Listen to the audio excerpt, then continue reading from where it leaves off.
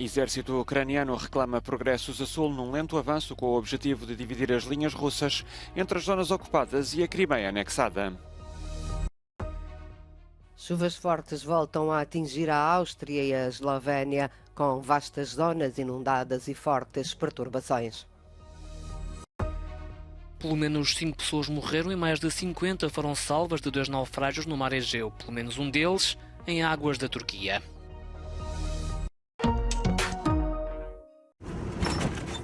O exército ucraniano avança lentamente na esperança de dividir as linhas russas. Kiev reivindicou a libertação da aldeia de Robotyne depois de várias semanas de combates na frente sul da guerra. O objetivo é seguir para as cidades de Tokmak e Melitopol para tentar romper a unidade territorial das zonas ocupadas no sul e leste com a Crimeia, anexada pela Rússia em 2014, mas a progressão é difícil, nomeadamente devido às minas russas. Numa outra frente dos combates no nordeste da Ucrânia, muitos residentes recusam abandonar as suas casas apesar da intensificação das operações russas na área.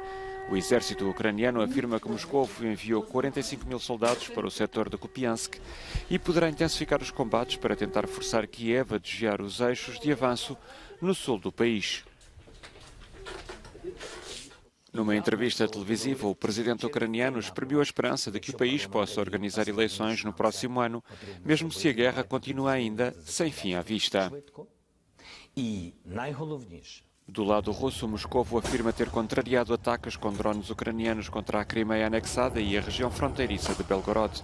O Kremlin também diz ter detido um ex-funcionário russo do consulado norte-americano em Vladivostok por alegadamente passar informações a diplomatas norte-americanos. Apenas algumas semanas depois de fortes chuvas terem causado inundações devastadoras no sul da Áustria, o clima extremo está mais uma vez a fustigar o país. As chuvas torrenciais aumentaram drasticamente os níveis dos rios no Tirol e nas regiões vizinhas. Em grande parte do país há estradas bloqueadas e a linha ferroviária para o Brenner está atualmente interrompida devido a deslizamentos de terras. Em Innsbruck, o nível da água do rio Inn atingiu valores mais altos dos últimos 10 anos. A Eslovénia voltou a ser afetada pela chuva depois de ter sofrido recentemente a maior catástrofe da sua história, causada pelas inundações. Depois de uma breve pausa, os deslizamentos de terra estão a causar perturbações novamente. Na área costeira do sudoeste e na área ocidental de Gorilka, as fortes chuvas desta segunda-feira deixaram muitas estradas, ruas e edifícios inundados. O norte da Itália também está sob mau tempo. Na cidade portuária de Friuli Venezia Giulia, muitos moradores e turistas foram obrigados a refugiarem-se da chuva forte nos bares da cidade, enquanto o vento levantava as mesas dos cafés e outros objetos. Pelo menos 5 pessoas morreram, incluindo 4 crianças, em 2 naufrágios ao largo de 2 ilhas gregas no mar Egeu, próximas da Turquia. A nordeste da ilha de Lesbos e ainda em águas territoriais turcas, de acordo com a Guarda Costeira grega, um dos barcos ter-se-á afundado com mais de 20 pessoas a bordo. 18 foram resgatadas com vida, mas 4 crianças, com idade entre os 11 meses e os 8 anos, morreram. O outro naufrágio ocorreu antes, por volta de 1h da manhã local desta segunda-feira, a leste da ilha de Samos. 37 pessoas seguiam a bordo. Uma mulher e uma criança foram resgatadas da água já inconscientes. A mulher não sobreviveu. Durante o fim de semana, a Guarda Costeira grega diz ter resgatado pelo menos 3 dezenas de pessoas de barcos em dificuldades perto de Lesbos. 2 outras embarcações chegaram no sábado a Samos com mais de 50 pessoas. Só este ano já chegaram à Grécia mais de 14 mil migrantes sem documentos, por terra e por mar.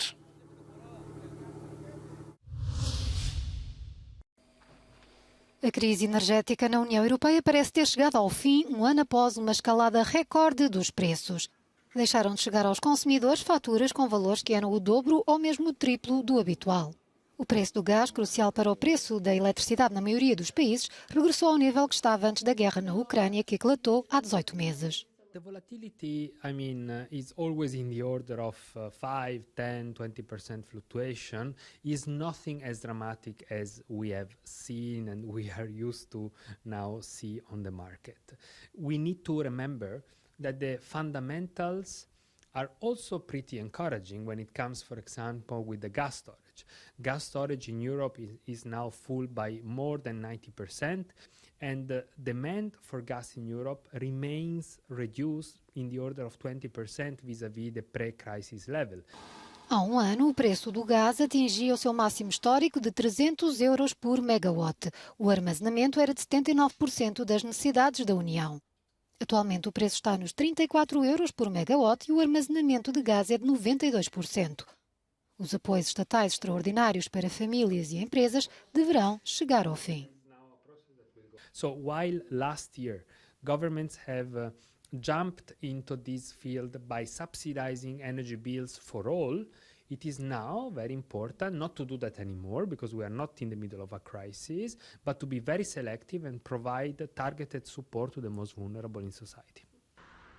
Embora não se possa descartar uma surpresa no inverno, espera-se que a situação se mantenha estável, até porque a União Europeia está a investir na transição energética, apostando nas fontes renováveis, no nuclear e na diversificação dos fornecedores.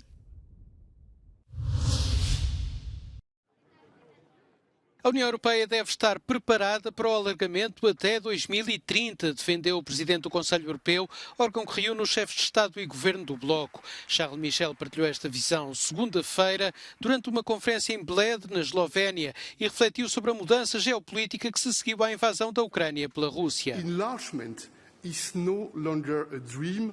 It's time to move forward. There is still a lot of work to do. It will be difficult. It will be complex, sometimes painful for the future member states and for the EU. But let's be clear. If we want to be credible, I believe we must talk about timing. Desde a invasão russa da Ucrânia em fevereiro de 2022, a União Europeia aceitou como candidatos à adesão a Ucrânia e a Moldávia. A Bósnia e Herzegovina juntou-se ao grupo dos outros 4 países dos Balcãs Ocidentais que estão na fila, isto é, Montenegro, Sérvia, Macedónia do Norte e Albânia. As aspirações da Geórgia também estão a ser consideradas. O presidente francês tem defendido que a UE se reforme antes do alargamento e o primeiro-ministro português também tem alertado para que se estude o impacto nos atuais membros menos desenvolvidos. Entre as questões cruciais está dividir o orçamento por mais países, alguns deles muito pobres, e repensar o voto por unanimidade ou por maioria qualificada em várias matérias. The enlargement of the European Union, of course, risks bringing at the table more veto-wielding member states, and thus slowing down the process of seeking consensus on not the issue. So unless decision-making is not reformed, qualified majority voting streamlined, the problems of an enlarged union and its smooth functioning risk only aggravating at that stage. And that will in particularly be so if indeed issues of rule of law, respect for democracy are not well settled in these new member states.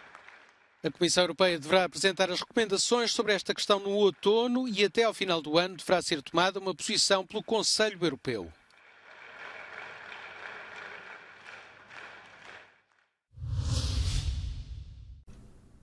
Donald Trump vai começar a ser julgado a 4 de março no processo em que é acusado de ter tentado reverter de forma ilegal a derrota eleitoral para Joe Biden em 2020.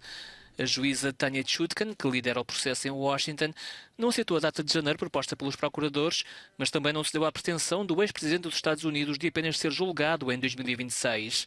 A juíza marcou a abertura do julgamento para o dia anterior à apelidada Super Terça-feira das primárias presidenciais, uma data muito importante no processo eleitoral nos Estados Unidos. A ministra dos Negócios Estrangeiros da Líbia, Naila Al-Manghoush, foi suspensa após o anúncio de um encontro com o seu homólogo israelita.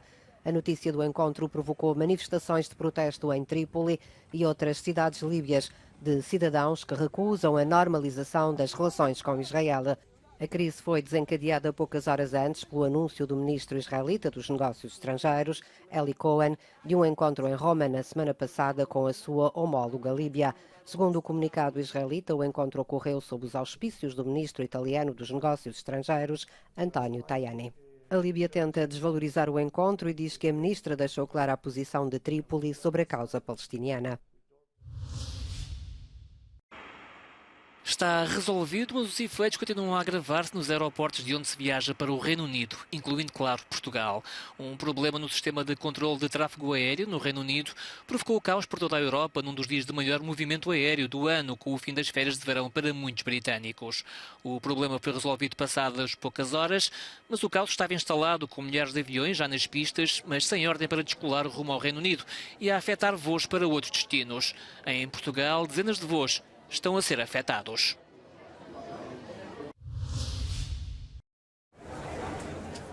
Em Bucareste, arrancou a 26ª edição do Festival Internacional Jorge Enescu, um dos mais importantes eventos de música clássica, em homenagem ao compositor romeno.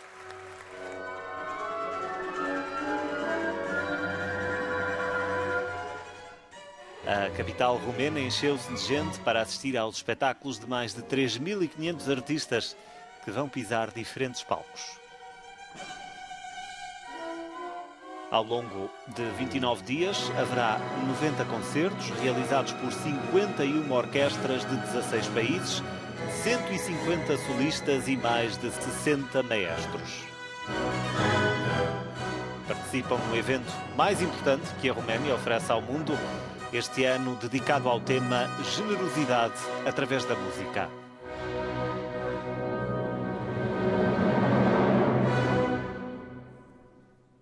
Le festival Jorge Enescu est devenu, au fil des ans, un rendez-vous incontournable sur la carte européenne et mondiale des grands festivals de musique classique. Une reconnaissance internationale pour la Roumanie qui va accueillir jusqu'à fin septembre les plus grands solistes.